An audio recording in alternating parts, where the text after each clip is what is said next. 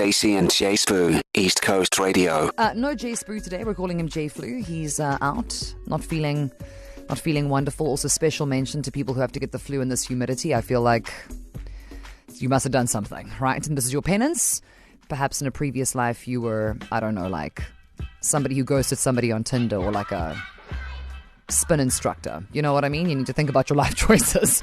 In the meantime, in this hour, taking you back to school, wondering if you were ever called into the principal's office, and if so, what for? So let's keep it local. Let's keep it cash. Nicholas Tatham, our sports lead. Let's start with you.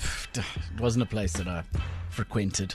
Oh, the principal's office, eh? Nah. Only for good things. I was going to say, Mr. and Mrs. Tatham, thank you. We just wanted to let you know that Nick is too delightful. He's too wonderful. His marks are too good. No. We'll stop there. The marks were but what you not lacked, good. so what you lacked in studious behavior, you made up for in kindness. In charisma. And look at him now. A plan, if there ever was one. Andy James, traffic lead. Your mom getting called into the principal's office. Did this ever happen to you? Yes. So we didn't want to write a test that we didn't study for, right? And we decided that we were going to get a whole bunch of stink bombs and we're going to put them in the physics exam room. And we popped them, and they found out it was me and a group of girls. So we got sent to the principal office. And what did your mother have to say about you and your stink bomb gate? She definitely didn't know what the principal was talking about. Sounds, of course. Why would my child want to write an exam she didn't study for? That totally checks out for me. Yeah, but so she was not on my side at all. Let me just say that. Some flip-flops involved, some shoes involved. Yeah, some flying objects towards your general face area. Yeah, you see, these are the stories we're looking for. So perhaps, like Nicholas Tatham's parents called in to be told, listen, strict B student. Yes. He's good there. Yeah, he's fine. But as a wholesome person, wow, just what a tribute to your parenting. The two of them blushing, smiling from ear to ear. Perhaps more like Andy James's mom, who was like, she put a stink bomb in the what to do away now? And then flip-flops afterwards. Flying objects, which is actually the original UFO, if you ask anybody. KZN, if you were called into the principal's office as a youth, what were you getting called in for? Maybe your parents were involved too, depending on just how delightful or how terrifying you were. WhatsApp line is open, 061 792 9495. Hi, Stacey. Kerry here from the Crest. My parents were always getting called into the principal's office with me. Oops. Middle child syndrome. But I was just like, sorry, I'm sorry. What more must I say? I've already caused the trouble. Now I'm sorry. That's all you can do. I promise you I won't do it again. Sorry. But it is what it is. Stacey and Jay Spoo. On the line, Killeen from Queensborough. How are you? I'm good, and yourself? I am good. Killeen, regale us. Take us back. What did you do? Oh, my word. So I was in matric, sitting in the front of the class, and the teacher says, read. And it was the English lesson. I'm like, no, I'm not going to read. She's like, read. I said, no. I shan't. Okay, after this lesson, we're going to the principal's office. So here now, the last period of English, waiting to make me stand out the class at first because I refused to read. Then we went off to the principal's office, called my mom, saying, you know what, she refused to read. The reason I refused to read was I was scared. Because, when you're in school, you think, hey, if you make the smallest mistake, people are going to look at you, they're going to laugh at you. Yes. So I was like, no, I am not making this mistake in front of my friends. So it was kind of like a pressurized situation. Well, listen, in the end, did your mother make you read her like some kind of excerpt from something? Did you have to repeat, I don't know, Romeo and Juliet, one woman play? So Killeen, I want to ask you, what did your mother say to the principal? Did she have your back, or was she like, you have brought shame upon this household, child? No, it was like, why didn't you read? I'm like, I can't read. So for the record, Killeen can read, okay? It was performance anxiety. So now, Killeen, when you are at work and somebody's like, would you mind reading out that meme? Are you willing to do it now? Have you changed? Oh, definitely. You see? Definitely. See, it's called, people evolve in their own time. Killeen, I'm glad that you got away from that unscathed and didn't have any demerits on your report. And it's like your mother going, but why didn't you read? She's like, you can read, right? You haven't been at school for the past 12 years. Gillian, thank you very much for the call. Stay well. Keep reading your memes, okay?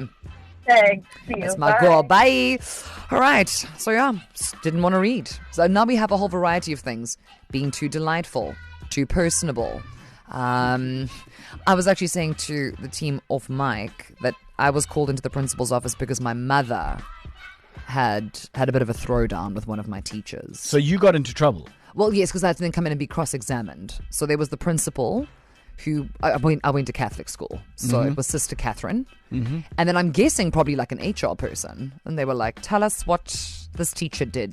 What did she say to you?" I was like, "She's just so mean. She's so mean." My mother's like, "You will remove her from." So I mean, maybe there were other things that were said. I don't know. I was like, "Well, my mother's been called into the principal's office, so I don't know. Maybe a very strongly worded letter." Your letter back Yeah, then, when your parents wrote in your homework book. Yeah, that's right, Mrs. Henkin. You saw. Now you're going to know for real. You just called her out. Well, it's fine. I think she probably immigrated to Australia because hashtag I'm not staying. On the line, we have Tony. How are you, my Tony? Hi, Stacey. I am very well. Now, Tony, I'm given to understand that there were several times that you found yourself on the wrong side of the principal's door.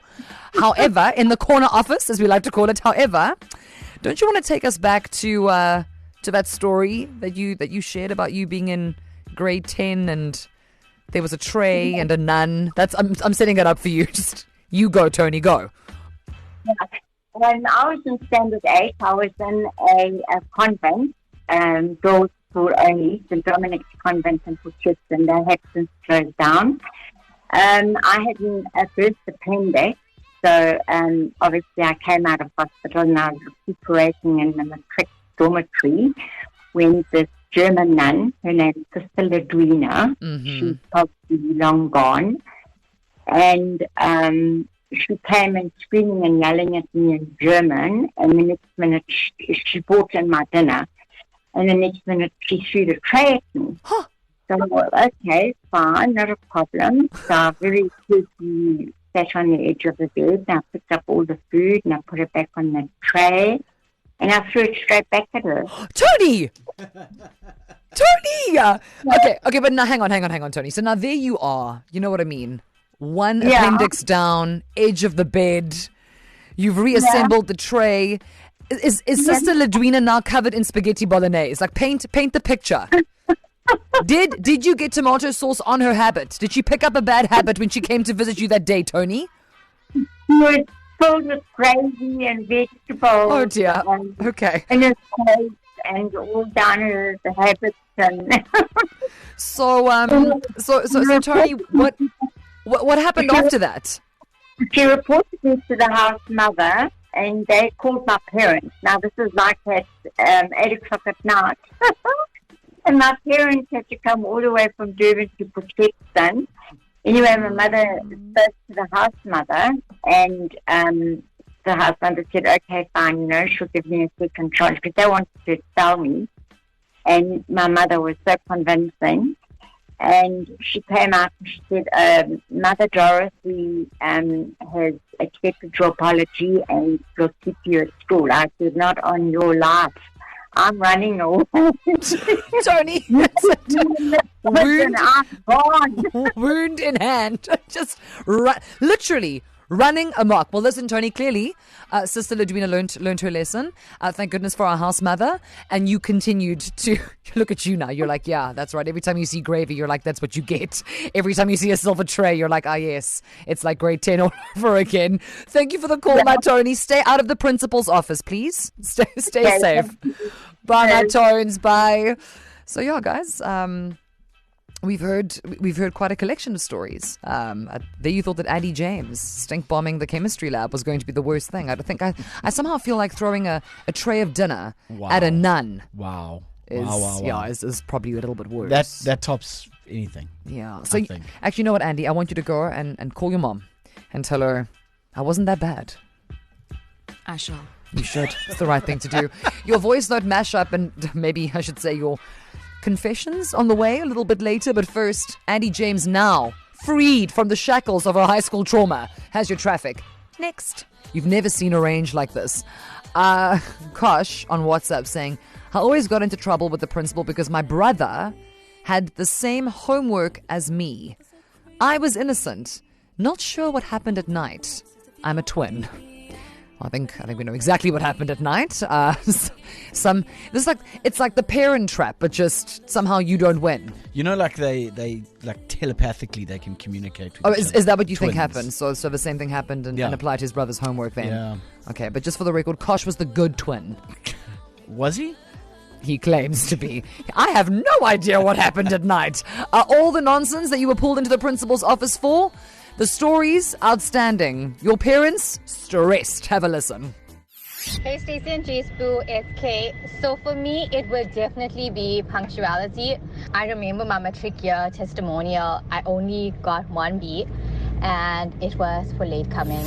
Hi guys, again, it's Fatima here. So the only time I think my parents have ever been called into the office because I was a victim of bullying. So I got punched, my parents were called in, and I was never served justice for that moment. Hey Stacey and J-Spoo, Bridget here. So I was called to the principal's office when I was doing grade 11.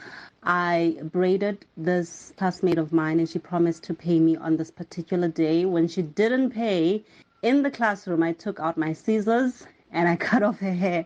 And my parents were called. Hi, Stacey. Yeah, I was called into the principal's office. A group of us girls had cigarettes in our blazers. We weren't smoking them. We just didn't want to do PE. So we were taking the tobacco and putting it into our R so we could go home with pink eye. Hi Stacey, it's Kuresha. I think I must have been about 14 years old and it must have been my second year in high school.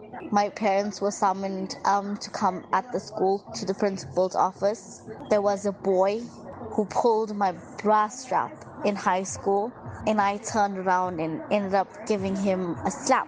And that resulted in learner-on-learner contact. Hey guys, this is Danielle from Newcastle. If I was back in high school and my parents were being called into the principal's office, it would most probably be for smoking or probably for bunking school. I was pretty much the rebel in my high school days. Hi Stacey. So if my parents were called into the office, I would most definitely have done somebody else's homework for them. Hi, it's Carol here. I was called into the office because we had a friend that was off sick. Now, I was really a goody two-shoes, never did anything wrong, never went to the principal's office, but this day we decided we're going to bunk school and go visit the friend that was off sick. Little did we know that she actually stayed next to the deputy principal who was also off sick. So she noticed us walking around and phoned the principal, and yeah, that's how I ended up in the principal's office. Stacey and J-Spoo. Weekdays 3 to 6 p.m. East Coast Radio.